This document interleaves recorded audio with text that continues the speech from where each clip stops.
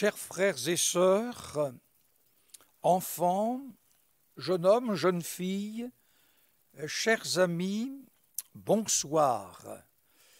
Vous êtes sur YouTube ADD Nantes, YouTube ADD Nantes pour enfants et ados, avec le caméraman Stéphane.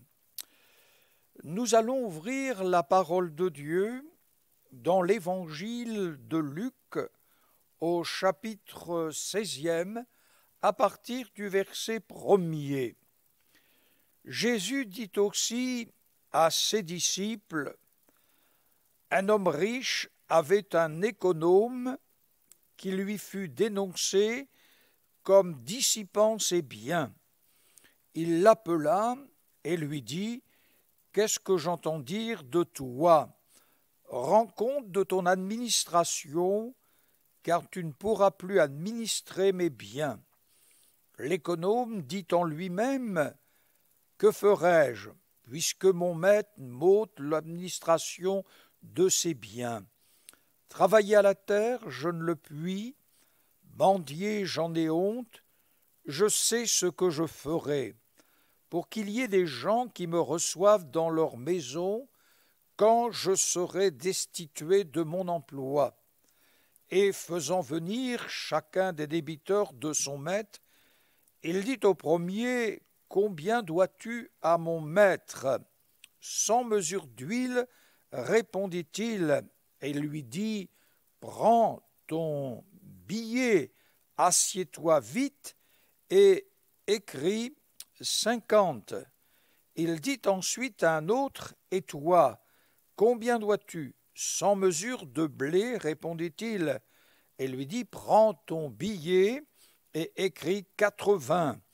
Le maître loua l'économe infidèle de ce qu'il avait agi prudemment, car les enfants de ce siècle sont plus prudents à l'égard de leurs semblables que ne le sont les enfants de lumière. Ce que nous retenons de cette lecture, que vous pourrez poursuivre jusqu'au verset 13e, c'est réduire nos dettes non par l'encre d'une plume. Un homme riche, ce n'est ni Dieu, ni Jésus-Christ, avait un économe, un régisseur, un administrateur.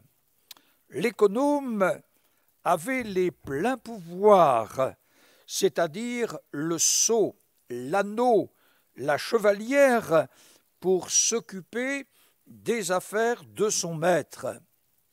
Et il fut dénoncé comme dissipant ses biens, sa fortune. L'homme riche l'appela et lui dit: qu'est-ce que j'apprends à ton sujet? Lui dit-il: tu vas me présenter tes livres et me rendre compte de ta gestion, car tu ne pourras plus administrer mes biens. C'est terminé. Tu ne pourras plus être à mon service. L'économe dit en lui-même: que ferai-je? Il a en vue son avenir. Il veut s'assurer une protection, et cela malgré tout ce qu'il a sur la conscience. Il est inquiet devant son comportement qui vient d'être dévoilé, trop prétentieux pour travailler la terre. Me mettrai-je à mendier, j'en aurai honte. Ah, que ferai-je? Je sais ce que je ferai, pour qu'il y ait des gens qui me reçoivent dans leur maison quand je serai destitué de mon emploi. Et faisant venir chacun des débiteurs de son maître, il dit au premier: combien dois-tu à mon maître? 100 mesures d'huile d'olive, répondit-il.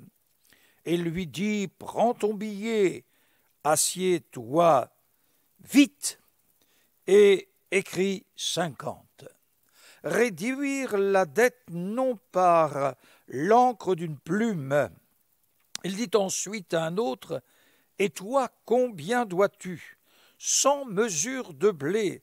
Prends ton billet et écris 80. Réduire la dette non par l'encre d'une plume. » Le maître loua l'économe infidèle de ce qu'il avait agi prudemment. Le maître admira l'habileté de ce filou d'économe. Remarquez, ce n'est pas Jésus qui loue l'économe infidèle, mais c'est son maître, par sa sagesse et sa prévoyance, à prévoir l'avenir avant qu'il ne soit trop tard. Les enfants de ce monde sont plus prudents à l'égard de leurs semblables que ne le sont les enfants de lumière. Il s'agit d'une remise de dette et non d'un don. Les enfants de ce siècle, dit Jésus, tiennent leur compte, savent aussi la date de l'échéance, prévient, pourvoit et réduire ses dettes non par l'encre d'une plume. Cet économe infidèle démontre qu'il n'a pas la justice en lui. Ses richesses appartiennent à autrui. La Bible nous dit que l'homme est chair et corps, et à l'intérieur de ce corps, il y a l'âme, il y a esprit, et sa conscience est chargée. Et pour en tirer une vérité, il faut la transposer sur le plan de la vie intérieure, c'est-à-dire de l'âme. Quelle est notre dette? Il en est partout question dans l'Évangile. Elle est aussi évoquée dans le Notre Père, lorsqu'il est récité « Remets notre dette comme nous la remettons aussi à nos débiteurs ». Que sont-ils les comptes que nous devons rendre à notre maître? Quand, comment paierons-nous la dette du péché? Au jugement dernier, dans le livre de l'Apocalypse, au chapitre 20e, verset 12e, la Bible dit que des livres furent ouverts, celui qui est le livre de vie, et les morts furent jugés selon leurs œuvres. La mer aussi rendit les morts qui étaient en elle. La mort et le séjour des morts rendit les morts qui étaient en eux, et chacun fut jugé selon ses œuvres. Réduire nos dettes, non par l'œuvre d'une plume, si nous ne tenons pas nos comptes intérieurs, et si nous ignorons nos risques futurs, le séjour des morts, l'enfer, le jugement dernier. La Bible nous dit que Dieu a mis dans nos cœurs la pensée de l'éternité. Et c'est une chose que nous ne pouvons point effacer intérieurement de nous. Nous pensons à l'éternité. Nous savons qu'un jour, il faudra faire face à l'éternité. Nous savons qu'un jour, nos yeux se fermeront et que nous rencontrerons ce monde invisible. Et ce monde invisible, nous en ignorons exactement ce qu'il s'y passe si nous n'avons point la parole de Dieu pour nous éclairer. Amis, Jésus, dans l'évangile de Matthieu, au chapitre 18e, et à partir du verset 23e, il est écrit « C'est pourquoi le royaume des cieux est semblable à un roi qui voulait faire rendre compte à ses serviteurs. Quand il se mit à compter, on lui amena un homme qui devait 10 000 talents.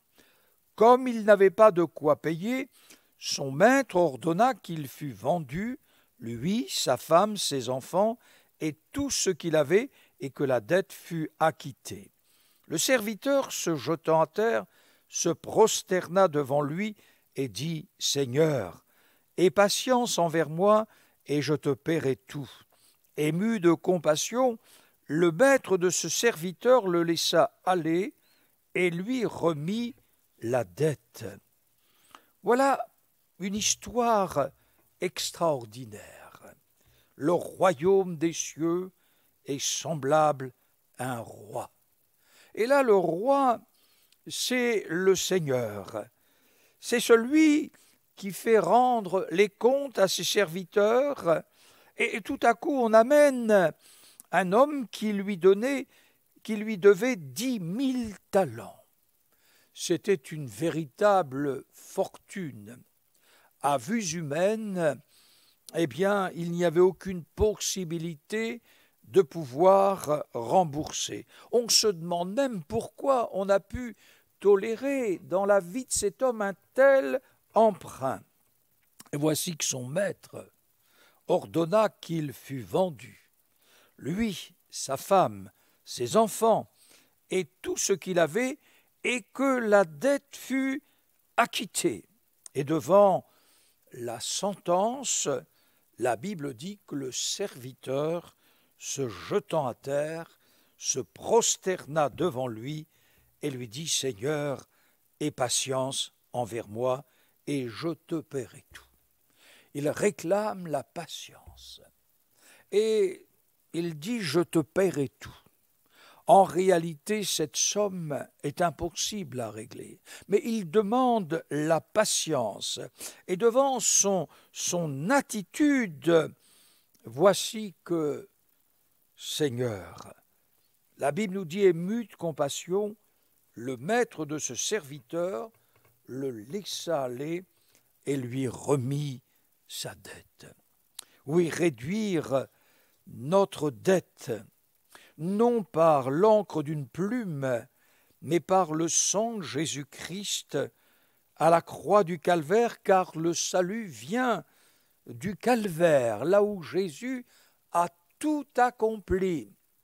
Cet homme aurait pu repartir joyeux, et je pense qu'il est reparti joyeux avec des sentiments noble, sa vie n'allait plus être la même, sa dette était effacée, sa dette était transformée grâce à la patience, à l'amour de celui à qui il avait fait cette dette. Mais la Bible nous dit, après qu'il fut sorti au verset 28e, après qu'il fut sorti, il venait d'obtenir miséricorde. Il vient de sortir, et voici que ce serviteur rencontra ses compagnons qui lui devaient 100 deniers. Quel rapport avec 10 000 talents, 100 deniers? C'est une somme qui, en réalité, à vue humaine, est petite, et je dirais même est ridicule. Mais voici que cet homme lui dit, mais maintenant, il faut que tu me rembourses. Et de la même manière, on remarque qu'il lui dit, mais quelle violence! Il le saisit, il l'étrangla, et dit, maintenant, paie ce que tu me dois. Et son compagnon se jeta à terre, il dit, aie patience envers moi, je te paierai. Et voici que cet homme ne voulut pas, et il alla le jeter en prison jusqu'à ce qu'il eût payé ce qu'il devait. C'est la dureté du cœur de l'être humain. C'est difficile de pardonner. Combien nous avons besoin de l'aide de Dieu pour pardonner. Cet enseignement est venu suite à Pierre, qui s'est approché de Jésus et qui dit, « Seigneur, combien de fois pardonnerai-je à mon frère lorsqu'il péchera contre moi? Serait-ce jusqu'à 7 fois ?» 7 fois, c'était déjà pas mal. 7 fois, c'est énorme, on pourrait dire. Mais Jésus lui dit, je ne te dis pas jusqu'à 7 fois, mais jusqu'à 70 fois 7 fois. Jésus pose le pardon, et il dit, c'est pas 7 fois, mais c'est 490 fois. Pourquoi Jésus prend-il un tel niveau? Vous vous souvenez de Lémec, qui était un polygame. Il a fait le chant, une louange du crime. Il a fait pour qu'il soit vengé. Il dit Lémec sera vengé 490 fois. Voilà pourquoi l'homme parle de vengeance, tandis que Jésus parle de pardon. Oui, parfois nous pourrions ressembler à cet homme qui, après avoir reçu la grâce, la bénédiction de tout ce qu'il lui devait, est sorti étranglant, malmenant cet homme et le fit mettre en prison. Ses compagnons, nous dit la vie, furent attristés. Il allait voir le maître en disant « Voici ce qu'il a fait ». Après être sorti, après avoir obtenu miséricorde, voilà son attitude. Et bien sûr, cet homme s'est retrouvé en prison parce qu'il n'avait pas eu pitié. Amis, je crois que ce qui est important, c'est qu'il nous faut non seulement accepter avec joie la remise de nos dettes, de notre péché, et que nous puissions aussi, avec la grâce de Dieu, savoir pardonner. Avec l'aide du Seigneur, savoir pardonner. Oui, intérieurement, chacun connaît son âme, chacun connaît sa conscience, chacun connaît le poids de sa culpabilité. Eh bien, réduire nos dettes, non pas par l'encre d'une plume, mais par le sang précieux de Jésus. Et le sang de Jésus parle, c'est pourquoi vous pouvez vous approcher de Dieu, vous pouvez confesser vos péchés les uns après les autres, et Jésus, par son sang précieux, va purifier votre vie, va régénérer votre cœur, et ensuite vous pourrez remettre aussi à celles et ceux qui vous ont offensés le pardon, la grâce, la miséricorde du fait que vous aurez été pardonné. Que Dieu vous bénisse et vous donne une grâce particulière, et nous allons prier face à ce que notre nation, elle vit, face à cette pandémie du Covid-19. Nous voulons prier ensemble et que Dieu nous bénisse, et je souhaite à chacun et à chacune une bonne nuit dans la grâce de Dieu, et nous prions ensemble. Seigneur notre Père, nous te remercions parce que nous qui étions chargés, fatigués de vivre cette vie, nous avons considéré dans notre vie un jour le désir, le souhait d'être pardonnés de notre passé. Et nous sommes venus à toi, notre Père, et par le sang précieux de Jésus, Jésus a effacé notre péché. Il nous a transformés, régénérés, et il ne se souvient plus de notre passé obscur. Nous sommes devenus de nouvelles créatures. Nous te prions pour notre nation qui est frappée par cette pandémie, par ce Covid-19, où tu vois le corps médical qui est en action 24 heures sur 24. Aide-les, Seigneur, protège-les, Seigneur. Nous te prions aussi que des hommes et des femmes, des enfants, des jeunes gens, des jeunes filles sortent, Seigneur, de cette pandémie, qu'ils soient guéris et qu'ils se tournent vers toi.